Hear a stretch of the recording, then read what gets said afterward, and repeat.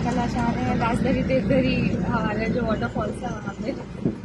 नहीं तो हम तो हाउस जाएंगे कल पार्लियामेंट का सेशन है। हमें आदेश ये मिला है सर कि आपको वहाँ लेके जाना है, हमें अपनी यहाँ का वाटरफॉल सीनिक ब्यूटी दिखानी है, प्लस खातिरदारी अपनी हमें करनी है।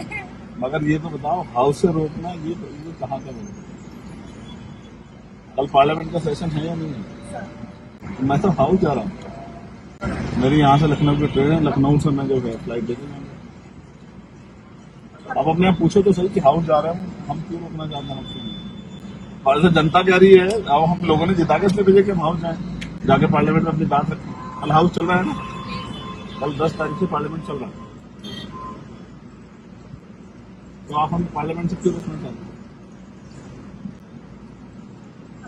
ये तो समझ आता है कि आप कहो कि लखनऊ प्रोटेस्ट में आप ना जाओ, तो समझ आता है कि हाउस जाने में क्यों रोकना चाहते हैं? यहाँ से और भी रास्ता हो तो आप बता दो, उसी रास्ते जा सकते हैं। हम तो बेसिक हमारा जो काम है वो हाउस जाने का है। अब अपने आप पूछो भी कि वो हाउस कह रहे हैं कि वो जाना क्यों रोकना चाहते हैं, पूछ के बात करो।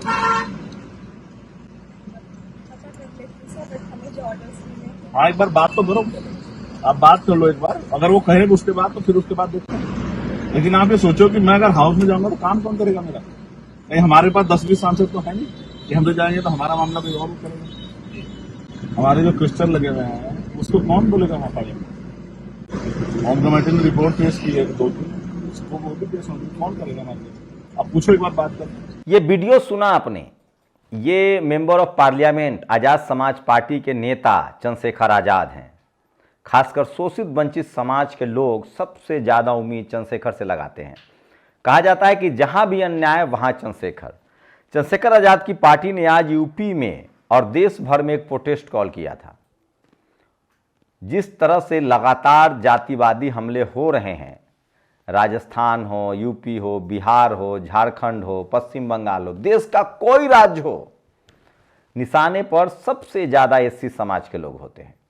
मथुरा में 2 बहनों की बारात रोक दी जाती है, यादव आरोपी समाज के होते हैं, आरोपी जो है वो यादव समाज के होते हैं। बुलंदशहर में आरोपी ठाकुर समाज के होते हैं। कहीं कोई मतलब आरोपी किसी समाज का हो लेकिन पीड़ित एससी समाज का ही होता है। इसी के खिलाफ चंद्रशेखर आजाद ने एक प्रोटेस्ट कॉल किया था। उन्होंने कहा था कि मैं लखनऊ में इसका नेतृत्व करूंगा क्योंकि वो उत्तर प्रदेश से आते हैं। लेकिन सुना आपने पूरा वीडियो, यूपी में शोषित वंचित समाज के लोग आंदोलन नहीं कर सकते हैं। नमस्कार, मैं शंभू कुमार सिंह और आप देख रहे हैं नेशनल दस्तक। अगर आप थोड़ा बहुत भी टीवी अखबार अगर देखते हैं तो मैं नहीं कहूँगा, लेकिन अगर आप सोशल मीडिया पर एक्टिव हैं, आप यूट्यूब देखते हैं, आप एक्स देखते हैं, आप फेसबुक पर हैं, आप लिंक्डइन पर हैं या आप इंस्टा पर हैं और ख़ासकर एक्स पर हैं जिसको ट्विटर भी कहते थे, तो आपको ये खबरें दिखाई देती रहेगी। सबसे ज़्यादा जातिवादी हमले आज भी इस देश में एससी समाज पर होता है, उसके बाद आदिवासियों पर होता है, उसके बाद पिछड़ों पर होता है, उसके बाद मुसलमानों पर होता है। लेकिन विडंबना देखिए, जब एससी समाज पर हमला होता है तो कई बार हमलावर मुस्लिम भी होता है, कई बार हमलावर पिछड़ा अति पिछड़ा भी होता है, ज़्यादातर हमलावर सवर्ण समाज के भी लोग होते हैं। लेकिन मार खाने वाला, अन्याय सहने वाला, अत्याचार सहने वाला एससी समाज का लोग होता है। इसी को जातिवाद कहते हैं। लेकिन विडंबना यह है कि अगर आप एससी समाज के नेता हैं, आपके दिल में दुख दर्द है और आप उसके खिलाफ बोलना चाहते हैं, तो या तो आप मार दिए जाएंगे या जेल में डाल दिए जाएंगे। आप सोचिए, आप अपने खिलाफ हो रहे अन्याय, अपने समाज के खिलाफ हो रहे अन्याय के खिलाफ बोल भी नहीं सकते हैं। इस देश में जब संविधान लागू हुआ, जब जातिवाद का खात्मा होना चाहिए था, बाबा साहब ने जातियां खत्म की और सबको एससी, एसटी, ओबीसी, किसान, अल्पसंख्यक कहा। एससी, एसटी को उन्होंने रिजर्वेशन दिया कि वो संसद में आएंगे, अपने समाज की आवाज़ उठाएंगे। ज़्यादातर रिजर्व सीट से आने वाले लोग अपने पार्टियों में बंध के रह गए। मन होता है तो कभी बोल लेते हैं, अगर अपनी पार्टी से जुड़ा है तो नहीं बोलते हैं। लेकिन चंद्रशेखर आज़ाद जैसे पहले मान्यवर कांसीराम साहब थे, जैसे जगदेव बाबू थे, जैसे जननायक कर्पूरी ठाकुर थे, जैसे बीएसपी सुप्रीमो मायावती जी थी, वैसे ही अब चंद्रशेखर आजाद हैं। किसी भी कीमत पर समाज की आवाज उठाते हैं, जहां अत्याचार होता है वहां जाते हैं। लेकिन सोचिए उनके साथ क्या हो रहा है। उड़ीसा में हमला हुआ, बसें किसी से तोड़े गए, उनके कार्यकर्ताओं पर हमला हुआ। मथुरा में हमला हुआ, पुलिस कह रही है हमला नहीं हुआ, लेकिन हमला हुआ। चंद्रशेखर आजाद ने हमारे कैमरे पर कहा है। कल 10 तारीख है, 10 मार्च को चंद्रशेखर आजाद ने कॉल किया था कि वो देश के सभी राज्यों के स्टेट में, राजधानी में बहुजन समाज के लिए प्रोटेस्ट करेंगे, और इसीलिए वो आज लखनऊ जा रहे थे। कल से पार्लियामेंट सेशन भी है। उनकी कोशिश थी कि वहां प्रोटेस्ट को कॉल करेंगे, प्रोटेस्ट में जाएंगे और उसके बाद फिर वो दिल्ली संसद में आ जाएंगे, लेकिन उनको नहीं जाने दिया गया, हाउस अरेस्ट कर लिया गया। ये खुद चंद्रशेखर आजाद ने अपने ट्विटर हैंडल पर वीडियो शेयर किया है। तो सोचिए, शोषित वंचित समाज के लोग अत्याचार भी सहते हैं, प्रोटेस्ट भी नहीं कर सकते हैं, लेकिन उनकी भागीदारी भी नहीं है। थाने में वो थाना प्रभारी नहीं है, हाई कोर्ट सुप्रीम कोर्ट में जज नहीं है, लोअर कोर्ट में जज नहीं है। जब तक इस देश में जिस समाज की पूरे सिस्टम में भागीदारी नहीं होगी, जब तक SC ST OBC किसान अल्पसंख्यक समाज के लोग चपरासी से लेकर चीफ जस्टिस तक नहीं होंगे, तब तक ये लड़ाई चलती रहेगी।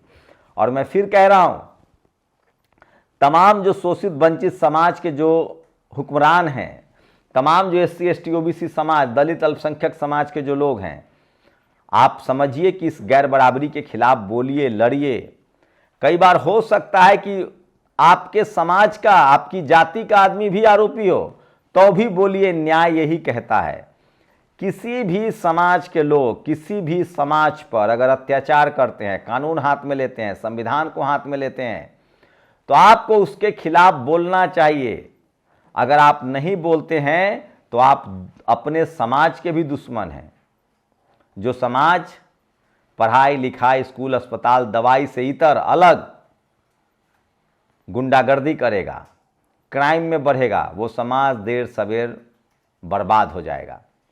इसलिए जो समाज क्राइम कर रहा है या जिस समाज के लोग क्राइम में शामिल हैं, अगर वो समाज उस क्रिमिनल को प्रोत्साहन दे रहा है तो वो अपने समाज का भी दुश्मन है। इसलिए इस तरह के जितने भी एलिमेंट्स हैं, जो जातीय धौंस में आकर या ये सोचकर कि चपरासी से लेकर चीफ जस्टिस तक हमारे लोग बैठे हुए हैं, हम कुछ भी कर ले, कोई नहीं कहने वाला है, वो देर सवेर कानून के शिकंजे में आएंगे। आज उनकी सरकार है, कल ना रहे।